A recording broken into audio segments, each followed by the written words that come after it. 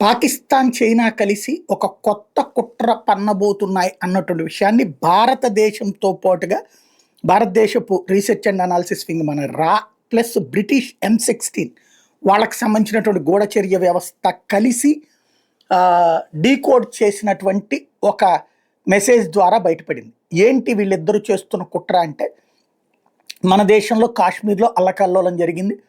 అక్కడ పెహల్గావ్లో జరిగినటువంటి దాడి 28 మందిని ప్రాణాలు తీయటం, ఆ తర్వాత పారిపోవడం, వాళ్ళ కోసం అడవుల్లో గాలిస్తున్నారు. వాళ్ళని పాకిస్తాన్ సేఫ్ ప్లేస్లో అక్కడ ముందే ప్లాన్ చేసి ఉన్నది కాబట్టి దాచుంచారు. సైనిక చీఫే దానికి నాయకత్వం వహించాడు కాబట్టి, నడిపించాడు కాబట్టి అది నడుస్తోంది. ఇప్పుడు దానికి ప్రతీకారంగా భారత్ యాక్షన్కి దిగుతోంది. ఎనీ టైం ఎనీవేర్ అన్నటువంటి సిచ్యుయేషన్ కనబడుతుంది. దీంట్లో పాకిస్తాన్ ఓటమి ఖాయం. చైనా ఆయుధాలు ఇచ్చిన, టర్కీ ఆయుధాలు ఇచ్చిన, లాంగ్ స్టాండింగ్గా వార్ని ఎక్స్పాండ్ చేయొచ్చు తప్పించి పాకిస్తాన్ గెలవడం అసాధ్యం అన్నది పాకిస్తాన్కి కూడా తెలుసు, చైనాకు కూడా తెలుసు.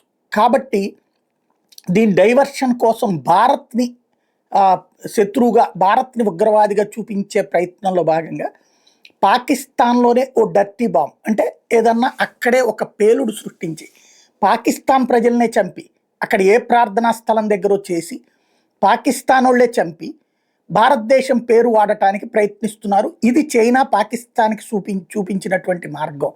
ఎందుకంటే ఇప్పుడు చైనాకి ఇంట్రెస్ట్స్ అక్కడ పాకిస్తాన్తో చాలా ముడిపడి ఉన్నాయి. యుద్ధం పెరిగిందంటే POJKలో ఉన్నటువంటి వాళ్ళకి సంబంధించినటువంటి ఇప్పుడు సిపెక్, చైనా పాక్ ఎకనామిక్ కారిడార్ లాగేసుకుంటారు.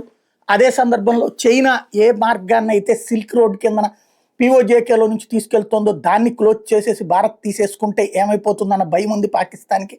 కాబట్టి ఇది కంట్రోల్ కావాలంటే యుద్ధం ఆగాలి. యుద్ధం ఆగాలి అంటే అవతల ఉన్నటువంటి సిచ్యుయేషన్ ఏది, పాకిస్తాన్లో కూడా ఒక విధ్వంసం జరిగి దానికి భారత్ పేరు చెప్తే అంతర్జాతీయంగా చైనా పాకిస్తాన్ తరపున నోరెత్తి రెచ్చిపోతుంది, భారత్ ఎట్లాంటివి చేస్తోందని.